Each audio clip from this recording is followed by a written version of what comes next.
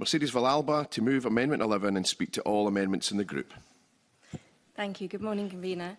Let me start by moving Amendment 11 and thanking the Royal Society of Edinburgh and the Parliament's legislation team for their support in drafting these amendments. I've got 17 amendments in this group covering 3 areas: deer overgrazing, urban afforestation and sustainable forestry, but all of them are inspired by the RSE's inquiry into public financial support for tree planting and forestry, which concluded that, and I'll quote, "Subsidising commercial conifer planting is not justified, and the potential for the forestry sector to deliver multiple benefits has not been fully realised."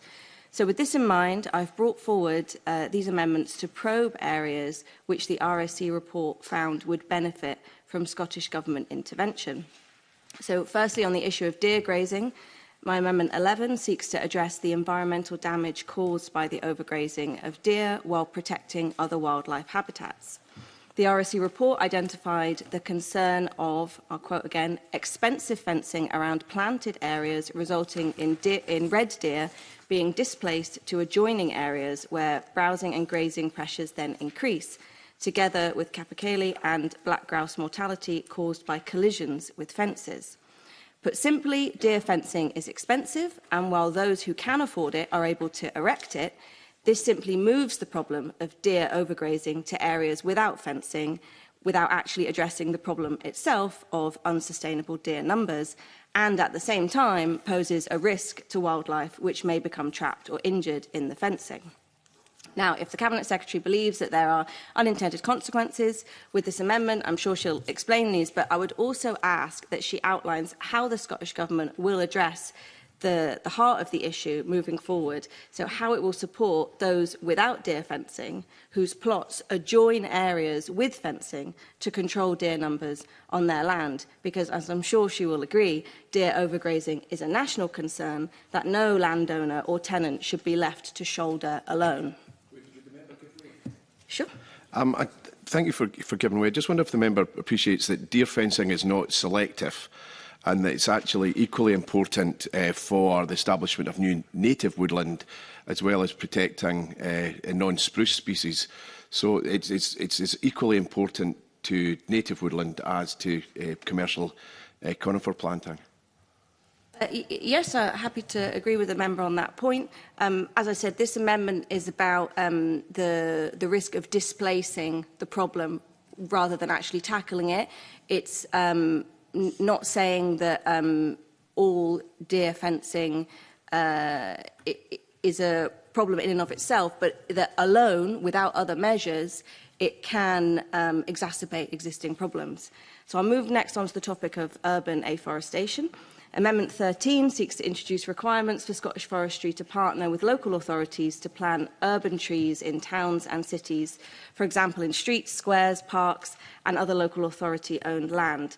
Again, these amendments come from recommendations in RSE's inquiry that, firstly, Scottish Forestry should provide targeted grants to local authorities to plant trees in existing urban locations, and secondly, that local authorities should require all new built developments with road frontages to incorporate trees in the road or on their frontages. Scottish Environment Link, as well as the Royal Society of Edinburgh, have highlighted the positive social, economic and environmental impacts of these spaces, particularly how they promote good air quality in urban areas. Beyond the benefits to us, urban afforestation is vital in ensuring species connectivity and flood management. Again, this is a probing amendment, and what I'm keen to hear from the Cabinet Secretary is what partnership working may already be in place between Scottish Forestry and local authorities, and how any best practice is being promoted across the country to encourage more of this joined-up working. I'll now move on to sustainable forestry. So as the RSE's report highlighted, 61% of Scotland's coniferous woodland comprises Sitka spruce. Therefore, at the heart of this set of amendments is an attempt to shift the balance towards native tree planting. For each area of amendment, I've brought forward 2 options to amend the Forestry and Land Management Scotland Act 2018, either in Section 11 or after Section 11.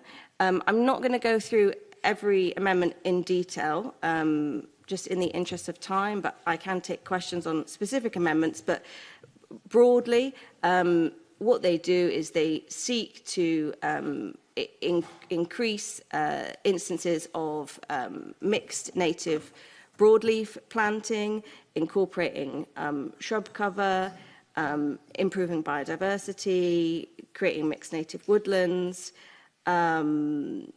ensuring that any public financial support is going to schemes that improve biodiversity and increase native woodland planting.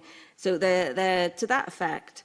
And there's also some amendments which the convener highlighted at the start, 304A and 304B. So all of these 304 and the amendments amending that amendment seek to require an environmental impact assessment to be completed before any public funding can be used for tree planting, and this would apply to land greater than 50 hectares or above. The cumulative area of land held by the person receiving support would be 50 hectares or above if adjoined or adjacent to existing land held by the person receiving support. Support is being provided for the same activity across the cumulative landholding. And within this, there are provisions for sensitive areas relating to heritage and conservation. And then where each of these amendments differ is in relation to deep peat soil. So the RSE has been proactive in highlighting the role of peat soil in sequestering carbon. Globally, soils contain 3 times more carbon than vegetation does, particularly when the soil is peaty. So each of these amendments recognise this and are attempting to see deep peat soil be considered in environmental impact assessments. However, 304 specifies 30 centimetres in thickness, 304A specifies 50 centimetres, and 304B specifies 40 centimetres. So 30 centimetres is, of course, my preference. It would be incredibly beneficial, but there are other options there to be considered. And to conclude then, convener, the findings of the RSE's inquiry into public financial support for tree planting and forestry are stark. Based on the evidence, the report concludes that subsidising commercial conifer planting isn't justified, and the potential for the forestry sector to deliver multiple benefits hasn't been fully realised. Now, clearly, although work may be being done in this area, it's neither successful nor efficient enough for the scale of the challenge that we face.